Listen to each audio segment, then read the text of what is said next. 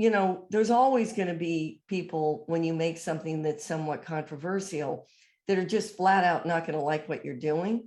Right. And we didn't make the movie for them. You know? That ultimately, if that's their response, is to just cut it off and not even try. Is there a big, giant, planet-sized weapon in Force Awakens? Yes. And does it blow up? It does blow up. And so there are undeniable, you know, parallels. I very purposely wanted to sort of revisit the old in order to start and tell the new. And that was the challenge. And again, for those who hate it, I could not respect your opinion more. And for those who love it, I question your sanity. It felt right to us at the time, and as does this one now.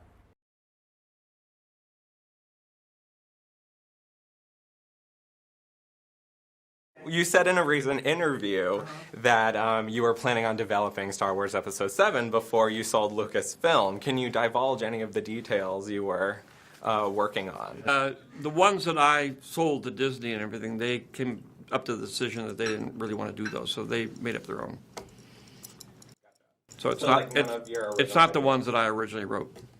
J.J. Abrams' mystery box theory has garnered quite the infamous reputation in a post-Disney Star Wars world. But what exactly is the mystery box theory, and why exactly has it earned such a nasty reputation? Because the truth is that while Abrams' mystery box is technically somewhat effective, the theory is overall incomplete. Part of the mystery box theory is, to quote Abrams, "I find myself drawn to infinite possibility, that sense of potential, and I realize that mystery is the catalyst for imagination. When I started to think that maybe there are times when mystery is more important than knowledge, I started getting interested in this. To summarize, mystery sparks the imagination, and sometimes what we can imagine is far more important and exciting than the truth. And this part is true. To put it simply, Abrams' mystery box is a storytelling formula that centers on suspense. Instead of concentrating on baking a better cake, one should concentrate on making your reader hungrier. Lee Child's technique taps into the same strategy as Abrams' mystery box, to ask a question and let the audience indulge themselves with the infinite possibility of the final answer. But where it differs is that it actually completes. Where J.J. Abrams chooses to ask intriguing questions important to the plot and then never answer them, Lee Child chooses to ask intriguing questions important to the plot and then build that suspense by keeping the reader waiting until he finally answers the question. But the question is eventually answered. Why? Because he knows the answers to these questions are critical to the plot's function. In other words, Lee Child might keep his family waiting 4 hours for dinner, but dinner is eventually served, while Abrams is content promising dinner and then serving nothing and hoping his family will be satisfied with the infinite possibilities of what dinner could have been. In the end, a plot running on the mystery box is like a car trying to run without an engine. Abrams' theory, in reality, is nothing but a misery box.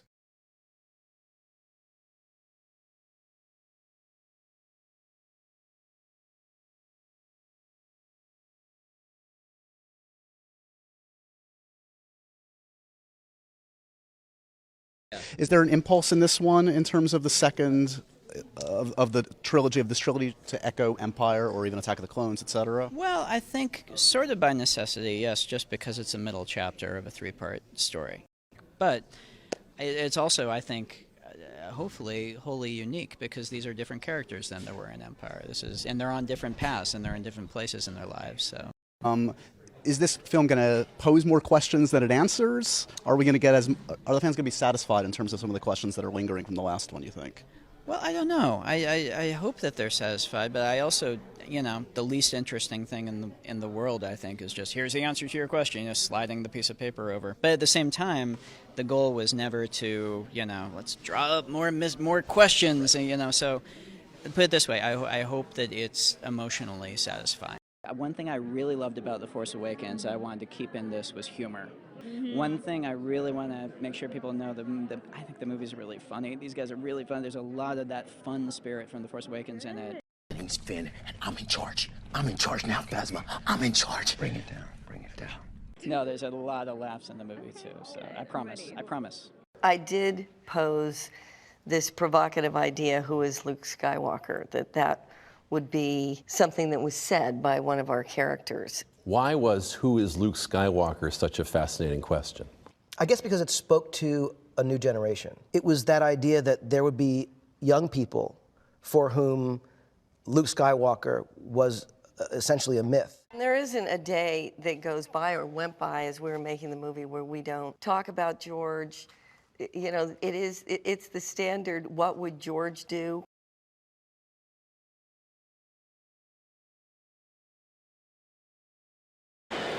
Are you looking forward to watching a Han Solo movie as a fan? Not really. So, as Han's story came to an end in Force Awakens, how did you feel about the ending? Did you feel good about the ending? Do you like the way his story ended up? Did you see that as Han's ending?